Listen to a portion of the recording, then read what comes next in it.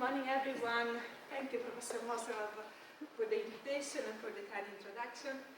And welcome all to the presentation that I'm going to give you today particularly about the new insights about new technological approaches to manage mercury waste, and also about some pharmaceutical approaches to cure people and also the environment from the contamination of mercury. But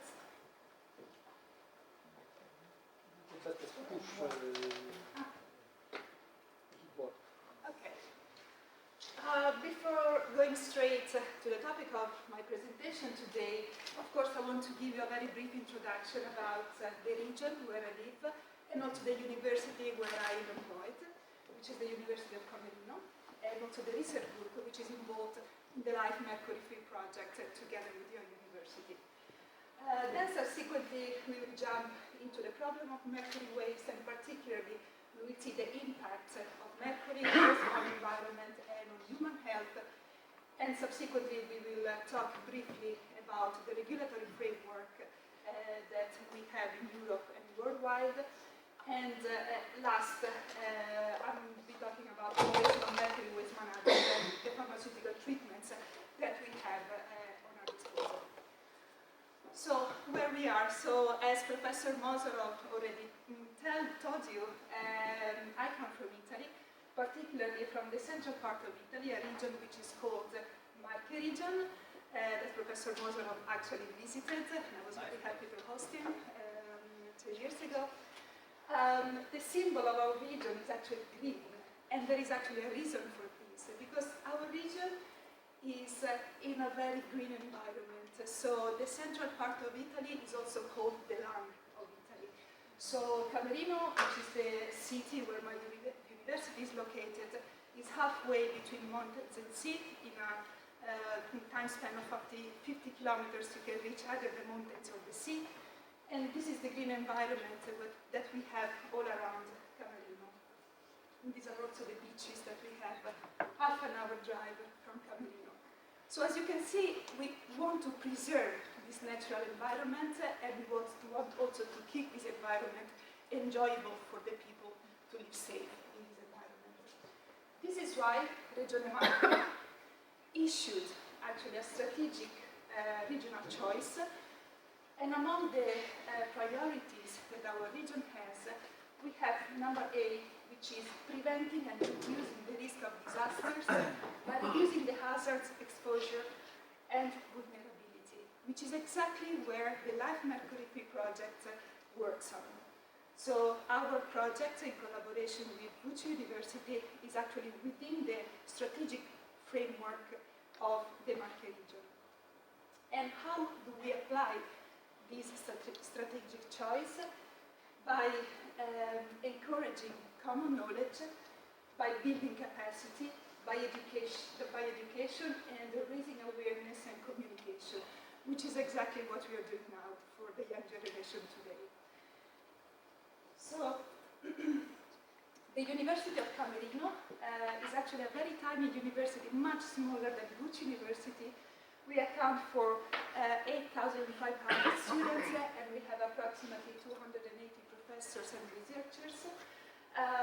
We are very small, but we excel. So since 2003, we scored first in the ranking list for excellence among all the state universities in Italy. And about the scientific productivity of our university, we have in the last 10 years approximately 6,500 scientific papers published, 1,600 book chapters, and 76 patents in the last 10 years.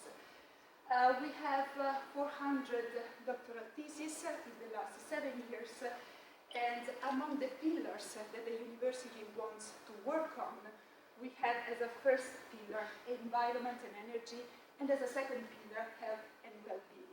And it's exactly in this framework that the Life Mercury Free works. If you want to visit our university, this is the green environment where our university is located. So up there we have the sports facilities of our university in a very surrounded by green mountains, and also here some infrastructures of our university.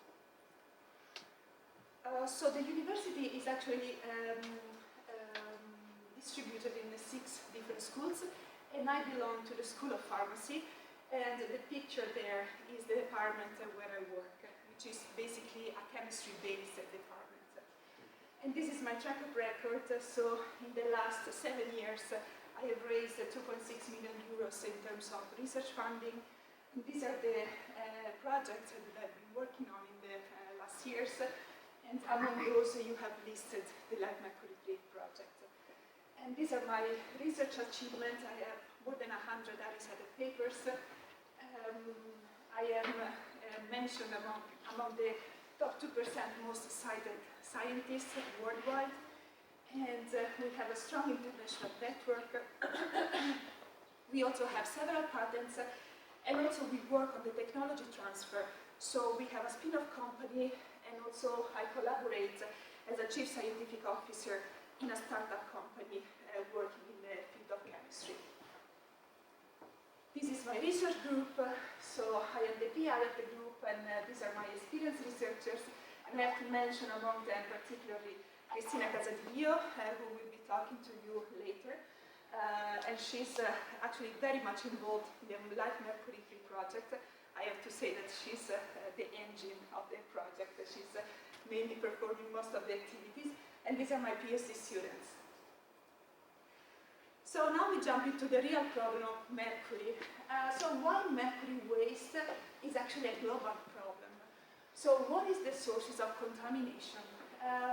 Like similarly to what we just have heard from Magdalena, mercury comes also from natural sources. So all around the environment we can find natural sources of mercury, such as in the volcanoes, in the rocks we find mercury, and also in the wood we find mercury. So emission of mercury in the environment may come from eruption from volcanoes, from the erosion of rocks, or also from the natural fires that we have in the woods. But also, and this is the most dangerous one, we have anthropogenic sources of mercury in the environment. Some of them are intentional and some others are unintentional. Among the intentional uses of mercury as anthropogenetic sources in the environment, we have industrial processes. For instance, the production of vinyl chloride works using mercury as an intermediate for the synthesis of this compound. Batteries, lamps, gold mining, and dentistry are all activities based on the use of mercury, particularly in the past. And also about the unintentional release of mercury in the environment, we have the burning of solid fuels such as coal, peat, and wood, metal processing, cement production, oil refining, and also waste management, such as landfill and incineration of waste. But why is mercury so harmful? So actually, whatever we pollute in the environment, such as in the waters mainly, enters the food chain. So all the mercury waste that ends up in the waters, in the seas, is processed by microorganisms that you may find in water, and is converted into a very harmful form of mercury, which is organic mercury, called methyl mercury. This methyl mercury has a very high affinity for living organisms, so it accumulates into phytoplankton, zooplankton, and then it actually enters into the chain, into the food chain of fishes, from the small one up to the predators. And when we eat fish, this is the main source of contamination of mercury for us humans. So when we eat contaminated fish, we intake some mercury contamination as well. And we will see it later, but the major effect that mercury has on the human body is the effect on the central nervous system, also the peripheral nervous system. So what are the types of mercury that we can find in the environment? First of all, we have the elemental mercury, which is in the liquid form, is commonly what you would see in the equipments that Professor Mozarov has showed you before, so in the thermometers, in the blood pressure equipments, and so on. This form of mercury is toxic, but not the most toxic one. And then we have the inorganic mercury that you can find in the rocks and the minerals. Also, this one has also a moderate toxicity. And also we have the organic mercury, which is the most dangerous form of mercury because of a particular affinity with the human tissues, with the human body. Organic mercury can be actually intaken by the human body by vapors, and but also by food intake. So the elemental mercury is mainly exposed to the human body by inhalation, because it evaporates in the atmosphere. So in the atmosphere, the WHO says that we have 500% higher content of mercury as compared to the safe level of this element. So imagine how much extra mercury we have in the environment that we can easily inhale. About the inorganic mercury, it can be absorbed both orally and thermally, and about the organic mercury, can be mainly absorbed orally by food intake. So these are the risks associated to the exposure to mercury. This is actually a picture that I took from the World Health Organization. So when we eat contaminated fish and shellfish, the toxic effect that we may experience is in the brain, and particularly for pregnant women, the main danger is for the fetus. So the mercury can cross the placenta and can actually affect the brain and the brain development of the fetus. This is why it is always recommended to limit the consumption of big fish predators such as sharks and so on when a woman is pregnant, because of this possible source of contamination. Nowadays, the use of mercury in some cosmetics and soaps is not allowed anymore because of the Minamata Convention. However, in the black market and on the internet, you can still find a lot of cosmetics that still use mineral powders based on mercury. So you have to be very careful at the source of production of the items that you buy on the internet. And mercury is also used in the small scale gold mining. So the elemental mercury is used to actually extract gold and also other metals from the rivers. And this form is also toxic both to the brain and to the kidneys. This is just an example of how bad intoxication of mercury can be. So Professor Mozarov already told you that Minamata is a small place in Japan, and this is the most known disaster about mercury that has ever occurred in history. And this is what happened to the people who were eating fishes from contaminated waters. So there was a factory there for chemistry, the Chiso Corporation, that was wasting the material into the sea, contaminated the seafood, and then the people that were eating the food happened to occur severe illness, particularly to the brain and to the nervous system. But mercury is not only present in water. So mercury is a very mobile element. It can transform very easily.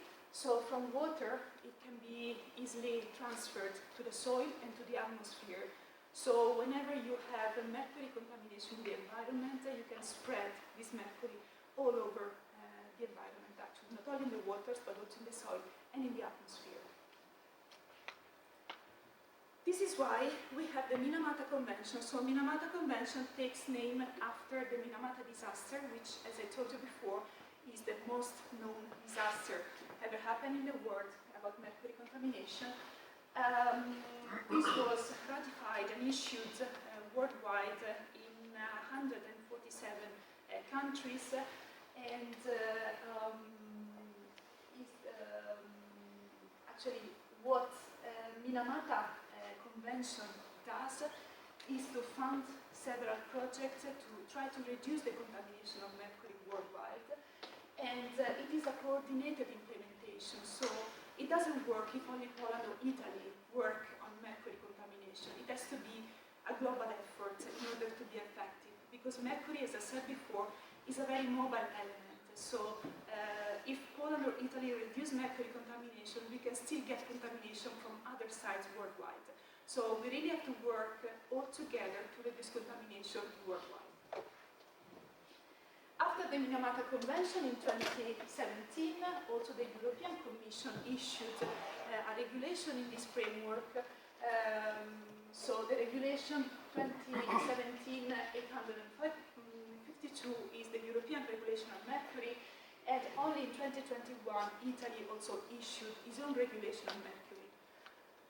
So the success points of the Minamata Convention on mercury are innovation on both the monitoring and also in finding technologies to clean the environment, transformation of the society, and also acceleration of these processes.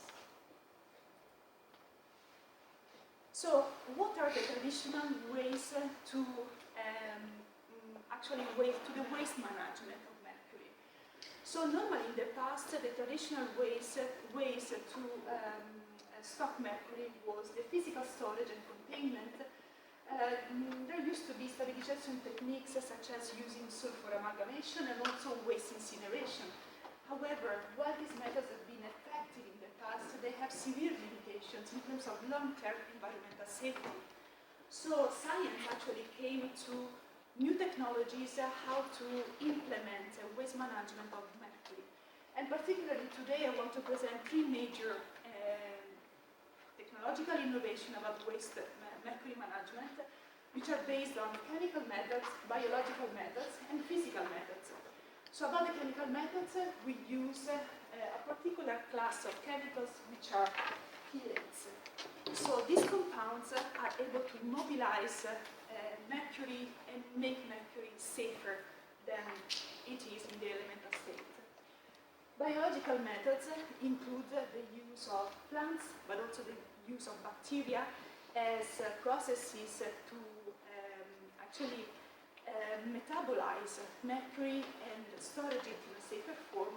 And finally, physical methods use photochemistry. Particularly, we use heat and radiation together with photocatalysts to reduce the toxicity of mercury, transforming contaminated mercury into safer form of mercury. This is just an example. Of course, I cannot go through the whole list of technological implementation that we have now in the pipeline in research. However, I'll just give you some example of this. So this is an example of phytoremediation that uses plants. So there are a class of particular plants which are genetically modified to preferentially absorb mercury from the roots and process mercury into their biological processes, making mercury in a safer form. And also plants can be accumulators of mercury. So from the soil where mercury spreads all over a large area, it can accumulate into smaller plants. So it is a way actually to transform mercury in a safer form and also accumulates in just a single plant. Also, similar strategies are based on the use of nanoparticles, and here is actually the field where Christina and I work, the use of biopolymers to storage mercury, the use of bacteria that can transform mercury into nanoparticles, the use of algae and fungi. So these are all strategies in research that are now in the pipeline towards implementation into industrial scale. And finally, the last example that I wanted to give you is about the photocatalytic chemistry. So this class of photocatalysts, here we have an example. Bismuth oxide is a photocatalyst that is used in combination with heat up to 300 degrees centigrade, and also in combination with energy to actually convert mercury from the elemental form into mercury 2+, which is a safer form, which can be easily removed from all kinds of substrates by using ionic interaction with the 2+ charge. And now we come to the pharmaceuticals. So what happens if one of us experiences intoxication from mercury? So what are the pharmaceutical strategies that we have in hands in order to cure the patient? So here we have 3 major classes of pharmaceuticals, which are chelating agents, biosorbents, and mercury-specific antidotes. Very briefly, I don't want to go into the chemistry here, but these are a few examples of chemical structure of chelates. So this class of molecules can be administered to the patient, and they can sequester mercury into a safer form, so avoiding the absorption of mercury from the intestine. And these are examples of materials that can be used to treat the waters that we drink to clean them from mercury. And also, last but not least, the use of selenium.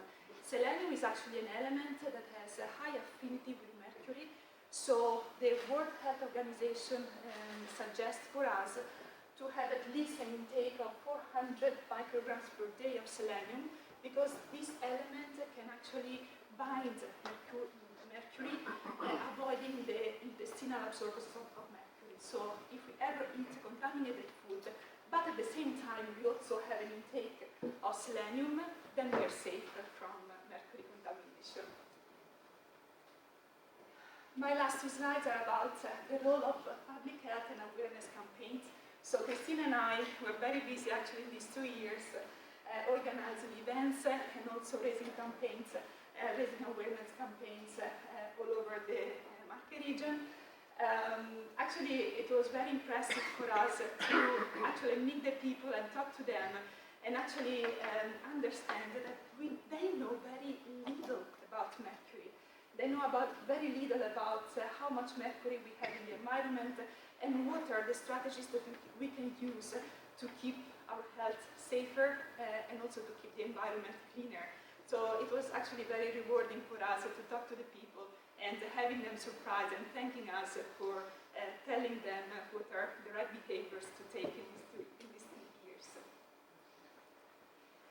And finally, I think also the pharmaceutical companies can have a major role in raising awareness. So pharmaceutical companies normally drive innovation in the field of health. So if we partner with pharmaceutical companies and also environmental organizations, actually the impact of our action can be actually greater.